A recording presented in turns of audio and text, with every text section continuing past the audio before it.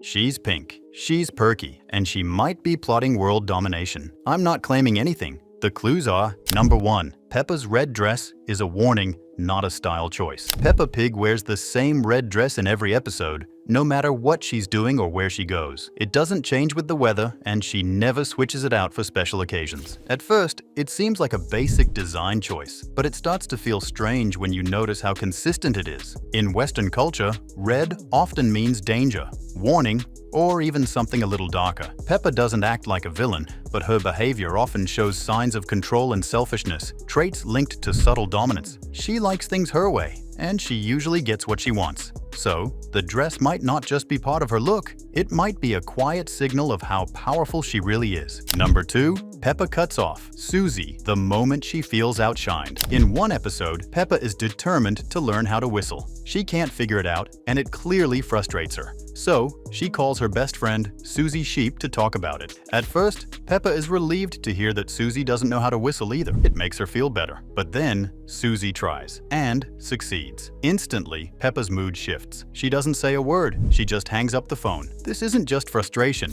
it's textbook narcissism. Peppa didn't want to share the moment. She wanted to win, and when she couldn't, she shut it all down. That wasn't just rude, it showed how badly she needs to stay on top, even in the smallest victories. Number 3. Peppa uses playtime to show who's boss. In one episode, Peppa invites her friends over to play, but things take a strange turn. She decides that her teddy will be the police, and suddenly, the toys belonging to her friends start getting arrested. One by one, they're locked up in a pretend jail. Peppa watches it all with a big smile on her face. Her own toy never gets touched. Her friends ask her to stop, but she ignores them. She says it's just a game, but it's clearly not fun for anyone but her. This is more than a power trip. It shows authoritarian thinking, a belief that rules apply only to others. In Peppa's world, she's the ruler, and everyone else just plays along. Number 4. Peppa only gives when she gets something back. In the episode where Susie Sheep is supposed to move away, Peppa acts like a good friend at first. She looks sad, says she'll miss her,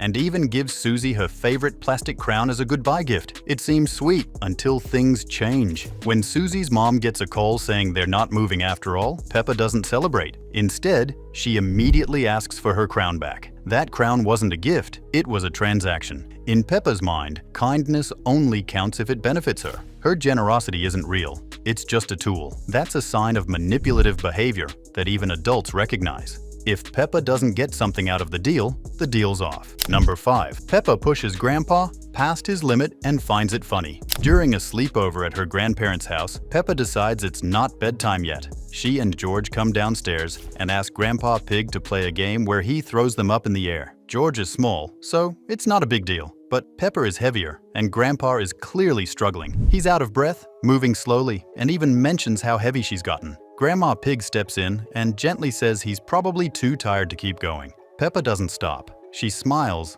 and says, "I know. That's not just being selfish. It shows emotional detachment." She sees the struggle and pushes anyway. Whether it's pride or cold disregard, Peppa knows she's wearing him down and doesn't care. Number 6. Peppa chooses pride over friendship in a power game. In one episode, Peppa and her friends are playing in the treehouse when some of the boys ask to join. Peppa refuses, claiming the treehouse is just for girls. But when she notices George and Richard still inside, she kicks them out too, even though they were quiet and already playing. Later, the boys build their own castle, and it's clearly better. Peppa wants in, but the boys say she has to admit their castle is cooler. Her friends agree right away and join the fun. Peppa, however, stays behind.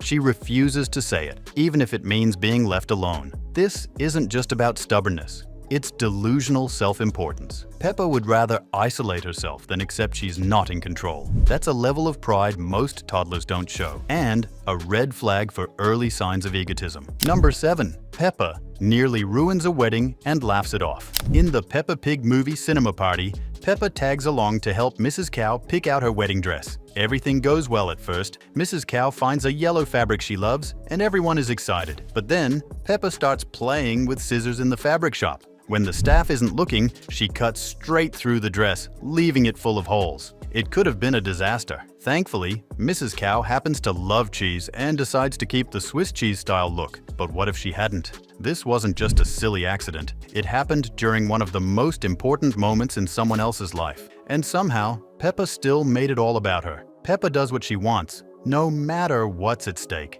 The timing, the setting, it all suggests that Peppa doesn't respect big moments unless they're about her. And that's a problem with impulsive, attention-seeking behavior. Number 8. Peppa tries to steal the show on George's birthday. On George's birthday, you'd expect Peppa to be supportive. Instead, she's irritated the moment he wakes her up. She isn't excited or cheerful, she's grumpy when their parents remind her that she did the same thing on her own birthday. Peppa gives a classic response. But that was my birthday. To her, that makes it completely different. Throughout the day, she barely shows any excitement for the dinosaur-themed party George clearly loves. It's his big day, but Peppa acts like she's the one missing out. In the end, she softens just enough to make him a card with a dinosaur on it.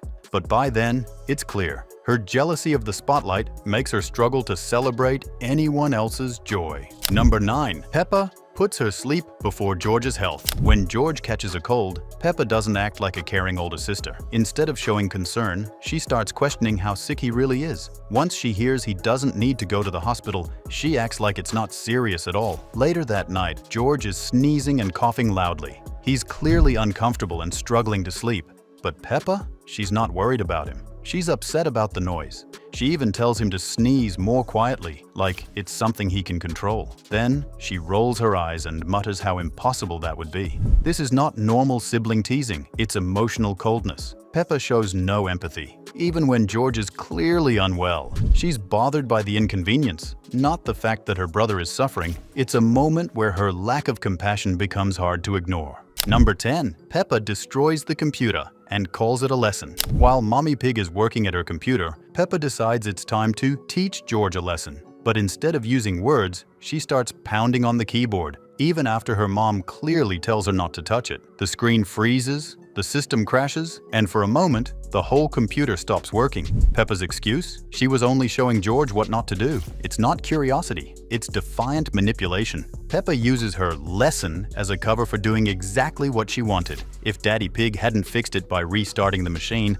Mommy Pig could have lost important work. Peppa knew better. It was one of those moments where her need to be in control mattered more than doing the right thing. Number 11. Peppa turns her dad's body into a running joke. When Grandpa Pig builds a treehouse, Peppa creates a password to enter it. That password is Daddy's Big Tummy. It makes everyone laugh, except Daddy Pig. He looks clearly embarrassed and asks her to change it. She refuses. This isn't just teasing, it's habitual disrespect. Peppa keeps using the joke again and again, even though she sees that her dad doesn't like it. The fact that he's always kind and never pushes back only makes it easier for her.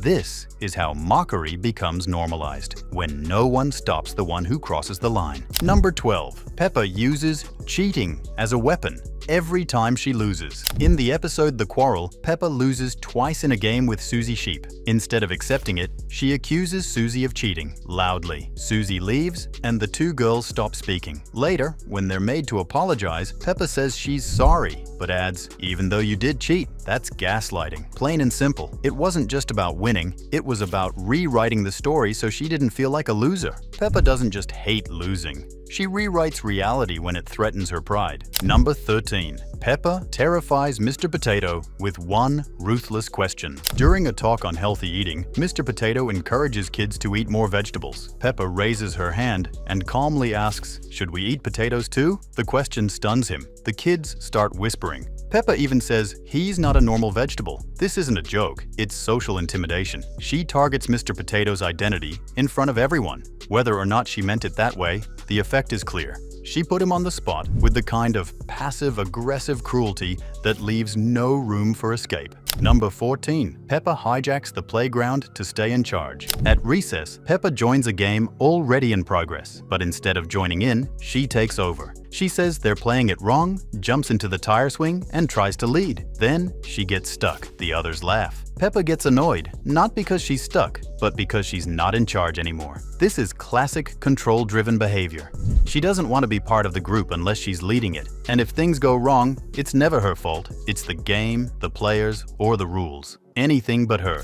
So, is Preppy Peppa Pig just a sassy cartoon character with a strong personality? Or is she a global phenomenon quietly shaping how children understand power, control, and hierarchy? The signs are everywhere. The authoritarian games, the emotional coldness, the obsession with status. Maybe it's a stretch, or maybe not. One thing's certain, Peppa Pig is more than just muddy puddles. She's got the influence, the charm, and the ruthless streak. And if we're not careful, she just might rule the world, one oink at a time.